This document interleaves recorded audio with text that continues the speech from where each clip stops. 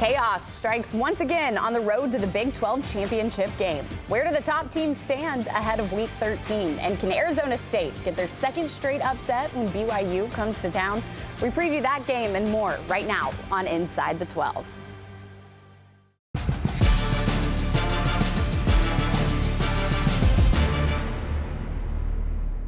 Hello, everyone, and welcome in to Inside the 12. I'm Madison Hawk alongside Pete Souza. Week 12 brought another shakeup amongst ranked teams within Big 12 football teams, and BYU undefeated no more.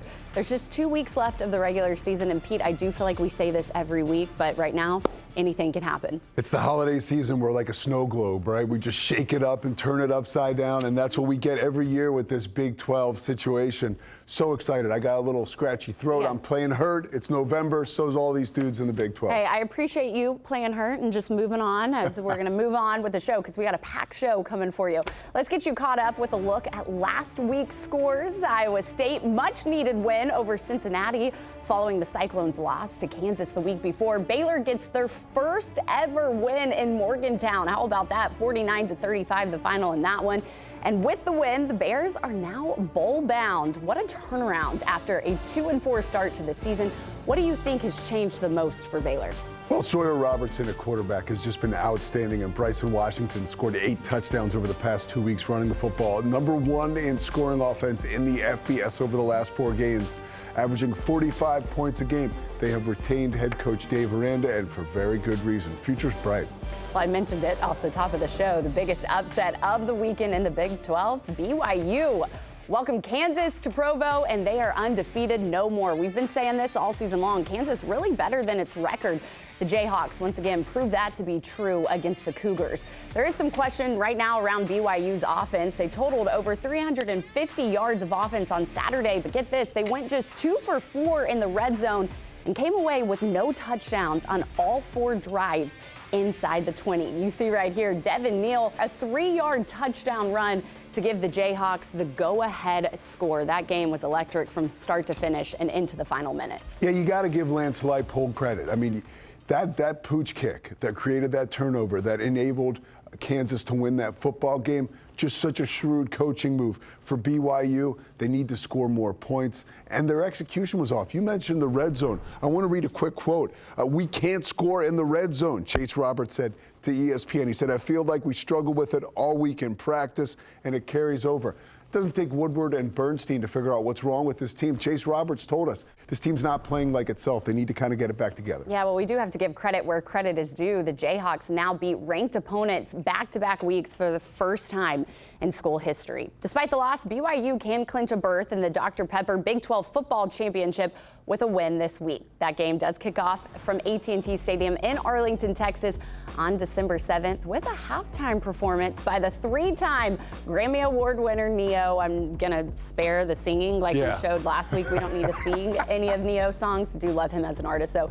You can get your tickets today exclusively through SeatGeek.com. Pete, looking now at the conference standings, a lot of teams technically still in the hunt. However, all eyes are on those top 4 spots, which, Pete, includes a team at number 3 that you told us a few weeks ago. Why are you so high on Arizona State? I mean, there's a lot of reasons to be high on Arizona State, but they're balanced attack right now. Cam Scatterboot is who he is, and Kenny Dillingham has it going. Sam Levitt playing quarterback, some of the best quarterback play in the country. They've got Iowa State back in the hunt, but a quick look at the latest college football playoff rankings. You see the Sun Devils making their debut at number 21. But look at BYU. After their loss, they fall from 6 all the way to 14. Somehow, and this is a shock to me, behind SMU, who they beat earlier this season head-to-head.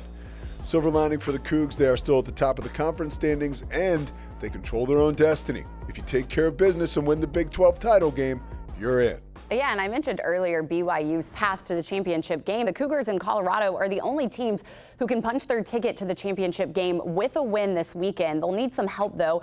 BYU is in if they beat Arizona State and Utah beats Iowa State. As for the Buffaloes, they are in if they beat Kansas and they get wins from BYU and Utah. And as we've mentioned throughout this season, it does feel like anything can happen, especially down the stretch with just 2 regular season games left. Pete, when you take a look down at the list of contenders, which team is the most dangerous to you? Well, you got to say Colorado. They have weapons everywhere. They've won 4 straight games by almost 20 points apiece.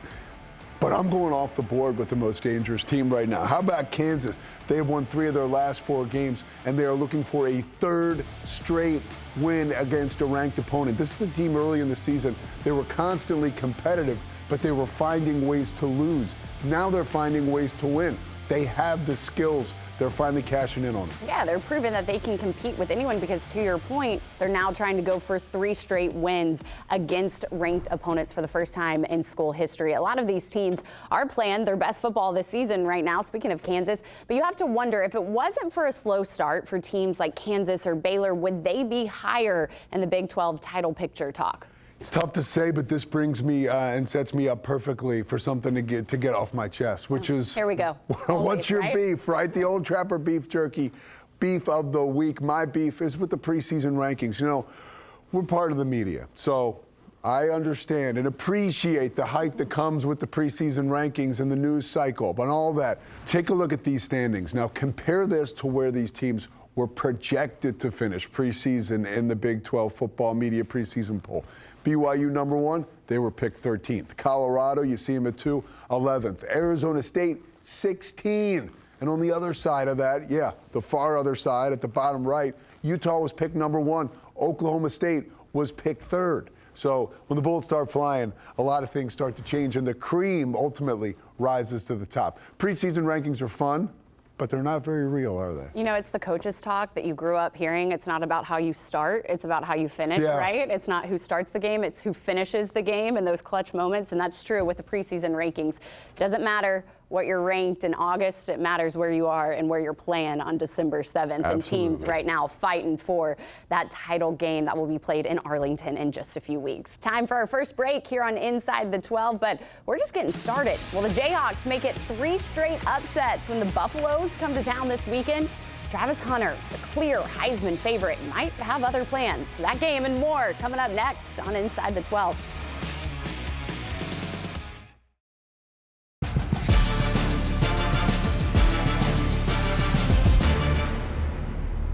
Welcome back to Inside the 12. I'm Madison Hawk. That's Pete Souza. Pete, we have a lot of games to preview, so what do you say we just dive right in? Let's do it. All 16 Big 12 teams are in action in Week 13 with only 2 games remaining in the regular season. That is hard to believe. Also, good news, there's no late games this week, so fans on the East Coast might be able to get to sleep at a reasonable hour. Let's get things started with Arizona at TCU. And Pete, Arizona snapped their 5-game losing streak last week. How can they keep the momentum going? 2 teams looking to air it out. Josh Hoover leads the Big 12 in passing yards. Noah Fafita, Tate McMillan, plenty of fireworks there. I should say Ted McMillan, excuse me. It's going to be an exciting game.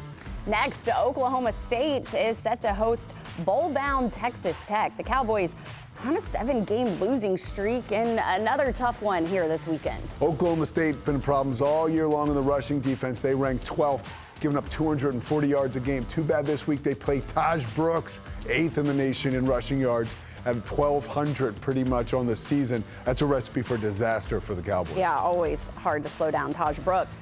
Next up, 2 teams fighting to be bowl eligible as UCF travels to Morgantown to face the 5-5 Mountaineers. What does Neil Brown's team need to do to pick up their 6th win of the season? Garrett Green and the running game remain the key to their success. And his team's lost to Baylor. He rushed for 129 yards. The team had 262 yards on the ground. Gus Malzahn knows. He said that's what they're going to do. They're good at it. We got to stop them. The white-hot Baylor Bears are set to take on the Houston Cougars. The Baylor's offense right now really looks unstoppable. You've talked about Sawyer Robertson a lot this season. How can Houston put on the brakes? Well, Houston has the 4th-ranked passing defense in the Big 12. They give up 190 yards a game. They are led by A.J. Hulsey, but Baylor, Sawyer Robertson, has been amazing this season, and it's been so exciting for Baylor fans to be able to see Sawyer Robertson, Bryson Washington, Josh Cameron, they're calling them the Uns. Those guys have been incredible. I mean, when you talk about Bryson Washington, 8 touchdowns over the past 2 weeks. That's unheard of. We're not talking about preseason games against non-con opponents. We're talking about into the teeth of the Big 12. The future is bright for Baylor, and I think it's also going to be bright against Houston on Saturday. Well, not only are the Bears rolling, but after the big win over West Virginia on Saturday, it was announced that head coach Dave Aranda will be back next season. You got to love that stability and security if you're within this program. Great coach, great guy. So pumped for this program. Yeah, good news for Baylor all around. One game with a lot on the line. Kansas and Colorado. A month ago, Colorado fans saw this game on the schedule and thought, okay, yeah, that's going to be an easy win.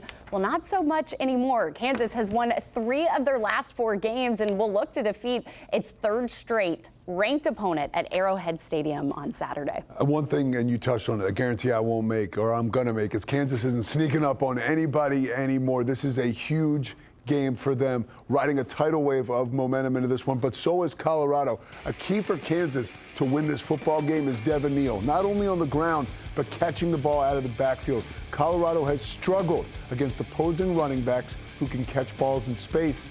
Look for Devin Neal to maybe pop one off or two to end that passing game. So how can Colorado keep it rolling then is the key to slow down Devin Neal, because Colorado right now does have a lot of momentum, but Kansas with a lot of momentum as well. Colorado, as a reminder, can clinch a spot in the title game with a win and some help on Saturday. Fast players, fast start. That's what Colorado needs. They started very slow against Utah, and against a better football team, they may not be able to dig out of that hole. To be able for Pat Shurmur and his offense to really kick Kansas's defense in the mouth, right? Some long, methodical drives early on in the game. And then you have the weapons like Travis Hunter and Shedeur Sanders. Those wide receivers, that room goes very, very deep. They can test that very good Kansas secondary because they're playing terrific. Pat Shurmur has the blueprint for success. I'm looking forward to seeing if he'll utilize it. And Colorado has the stars. You mentioned Travis Hunter. He continues his Heisman campaign on Saturday. Time now for another break here on Inside the 12. But coming up, it's a must-win in Tempe as BYU looks to bounce back versus the Arizona State Sun Devils. The Big 12 championship berth is on the line for BYU. We're going to break it down when we come back.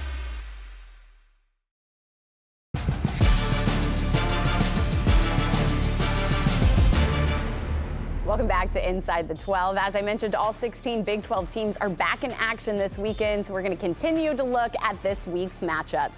Starting with Iowa State taking on Utah. After their win last week, the Cyclones are 8-2 and firmly in the championship discussion. Now they face a Utah squad that feels like they don't have anything to lose. No, Utah has nothing to lose, and Matt Campbell's a little worried about Utah's defense. He says, bar none, this is the best defense that we have faced all season long. On the other side of that, Iowa State's defense has become a bit of a patchwork operation. They've got 6 to 7 guys nursing injuries right now as they come into this game. In order to help that defense stay off the field, it's going to be up to Abu Sama and the Iowa State running attack to really see if they can melt the clock, keep the ball in their possession, and really get a physical win against this Utah team. Rocco Beck, no stranger to running the football either. On the other side, Utah will take some shots down the field with Isaac Wilson. He went after Travis Hunter last week. With success, they will try to air it out at times to keep that defense on. It is going to be important that Iowa State gets out to a fast start to keep their title hopes alive. Next up, Cincinnati heads to Manhattan, Kansas to face Kansas State. The Wildcats have more questions than answers right now after a tough loss at home to Arizona State. Arizona State feels like they're rolling with a lot of momentum right now. Yeah, and who does not have momentum is Kansas State. Head coach Chris Kleiman mentioned that he's dealing with some personal stuff away from the field. And in a game at a time where he needed his team to step up, they really didn't in that loss to Arizona State. Execution was the problem, not effort. This week, look for Kansas State to get design runs for Avery Johnson. Give him an opportunity to get lathered up, get physical. No RPOs where the indecision can come into play.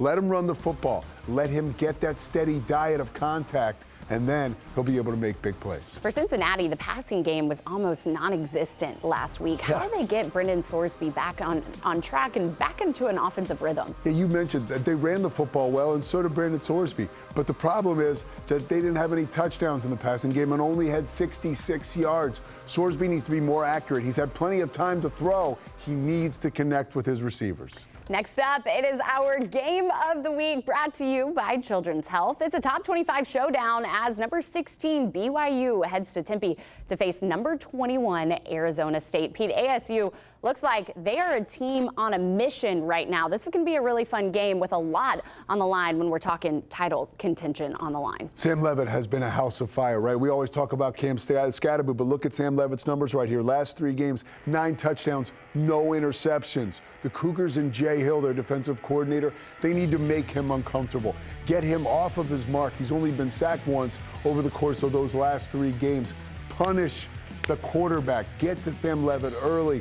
Make him question himself. You mentioned the Sun Devils offense. Well, how about BYU's offense? A lot of questions there around the offense, considering they weren't really able to execute in the red zone much at all last week. A huge reason why they snapped their undefeated streak. You look back at that game tape, the issue with BYU in the red zone, perimeter runs and too much passing. They need to attack the defense, go right at the heart of that Arizona State defense, because the Sun Devils have speed.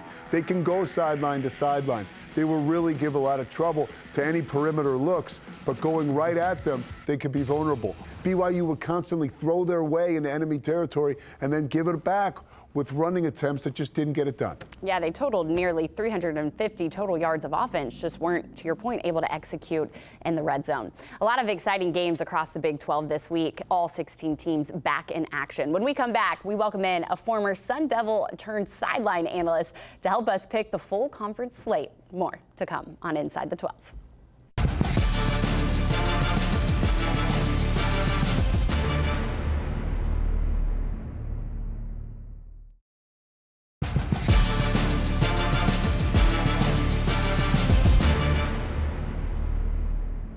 Welcome back to Inside the 12. It's almost time to pick this week's games, but first, unfortunately, we have to take a look back at last week's picks. Pete, how about it? 4-2. I feel like that's been your consistent record over the last few weeks. Yeah. Like, 3-3, along with Mark Johnson. We can just gloss over that, right? Hey, I can't see. I don't have my glasses on up there, but Yeah, okay, it sounds good. Thank you. Well, let's move on to this week's game and bring in a former Arizona State player who was part of their Fiesta Bowl championship back in 1983. He is now a radio sideline analyst for every Sun Devils football game. We welcome in Kevin Turner. Kevin, thanks so much. Good morning. Great to be here. Thanks for joining us.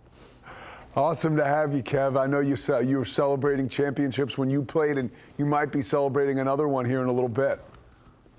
Yeah, exciting time in Tempe, and you can't give Kenny Dillingham and the administration staff, Graham Rossini, our athletic director, enough credit. It's all about the moment, and he talks about winning moments. And that's exactly what the Sun Devils have done here in 2024. Yeah, exciting times there around that program for sure. We're going to have more on that to come. But let's start with a little rapid fire with these picks and start with Arizona at TCU. Kickoff for that one's at 3 o'clock Eastern on ESPN+. Who do you have in this one? Well, I have no pity for the kitty, quite frankly. So I'm going TCU all the way. I think Josh Hoover in this one throws for 3 bills. I'm calling it 42-21 TCU. They're going to double up the Putty Cats. Oh, let's go. Take it to Vegas. Yeah, I like TCU as well. I'm going with Kev. I'm going with TCU as well. Next up, Texas Tech at Oklahoma State, 3:30 kick on ESPN+. Who do you have in this one? Well, on paper, this looks like Texas Tech all the way, but I'm a big Mike Gundy fan, and I'm going to put some faith and trust in Ollie Gordon. I think in his final appearance at Boone Pickens Stadium, I think he runs for 200 yards, and they send the seniors out on a high note. I'm calling it 28-27 Cowboys. Wow. I like Oklahoma State as well. Yeah, shocker. I have a feeling that this is the game where they kind of surprise people. Yeah, not me. I'm going with Texas Tech in this one. UCF versus West Virginia. This is going to be a fun one. 3:30 Eastern on ESPNU. Who do you have in this one? Well, I think UCF, good team, bad record. Really like this new quarterback. I can't believe it took them 6 weeks to find him. Dylan Risk, he was 5th on the depth chart. Love R.J. Harvey. They gave us all kinds of fits. In my opinion, they were the best team we'd faced this year. I'm calling it UCF 28-17. I like West Virginia. I like what Garrett Green did last week on the ground. I think he can do it in the air as well this week. Yeah, I like West Virginia on this one as well. Baylor versus Houston, 7 o'clock Eastern on FS1. Who are you taking in this one? Well, Houston averaging just 8.5 points a game. I like Dave Aranda's Baylor Bears. You guys are down in Waco, and I don't know. I think this one's going to be a rout. I'm calling it 45-7 Baylor. Baylor has averaged 45 points a game over their last 4 games. I'm with Kevin. I think Baylor wins going away. It does feel like it's hard to pick against Baylor right now. They have my pick as well. Number 22, Iowa State versus Utah. This one does kind of feel like it's anyone's game at some point. 7:30 Eastern on Fox. Who do you have in this one? Oh, man, I've got rooting interest in this one. Iowa State kind of takes care of us in a tiebreaker if everybody wins out. So I'm going to go with Money Parks, Brant Keithy, their seniors' final swan song at Rice-Eccles. I'm rooting for Kyle Whittingham and the Utes. Go Utes, 14-13 in a close one. Utes have a great defense, but I don't think it's enough with that paltry offense to get it done. I'm going to go the other way. Yeah, I'm going with Iowa State in this one as well. Cincinnati versus Kansas State. This game's at 8 o'clock Eastern on ESPN2. Who do you like in this one? Well, Cincinnati's on a 3-game losing skid since they beat us at home. So I really like K-State to bounce back and rebound, win this one handily, 38-17. Yeah, they beat you without Sam Levitt too, or without Cam Scatterby. We don't forget that one. But I also believe that they're going to win as well. Yeah, Kansas State for me as well. Okay, this is going to be a really good one. Number 16, Colorado versus Kansas, a Kansas team that has a lot of momentum right now. This is going to be played from Arrowhead Stadium. 3:30 Eastern on Fox is the kickoff for this one. Who do you like? I like upset city in this one. I like Kansas. They're hot right now. Another good team with a bad record on the road in a close one, 31-24. Rock Talk Jayhawks, let's go, baby. I like it. I like Colorado in this one. Do you? Okay, yes. Yeah, I'm going Colorado in this one as well. Now it is time for our Game of the Week, brought to you by Children's Health. It's number 14, BYU at number 21, Arizona State. 3:30 Eastern kickoff for this one on ESPN. Tell us who you like, Kevin. Well, you got to wake up the echoes of Frank Cush and Lavelle Edwards going back to the WAC and the Border Conference. It's going to be raucous on Saturday afternoon primetime game for the Sun Devils. But, this is a quarterback-driven industry. We've got the hottest quarterback right now in college football. Sam Levitt, Jordan Tyson combination is unstoppable. And then Cam Scatterby's gotten healthy. I think Cam will go for 2 bills running and receiving, and I think it's ASU all the way in this one, 28-14 Sun Devils. See, that's why Kevin's no nonsense. He played for Frank Cush. I'm with him. I like Arizona State as well on this one. The time is now for the Sun Devils. Okay, I went back and forth on this because I do feel like BYU is going to respond after that loss. However, I do like Arizona State in this one right now. I think the momentum is there and they can keep it moving this weekend. So Arizona State has my pick as well. Kevin, thank you so much for joining us. We'll find out next week on Inside the 12 how you did. Best of luck to your Sun Devils this weekend, though. My pleasure. Go Devils. Forks up. Thanks, all righty. Kevin. Thank you so much. That's going to do it for this week's edition of Inside the 12. We hope you have a great college football weekend. We'll see you right back here next week.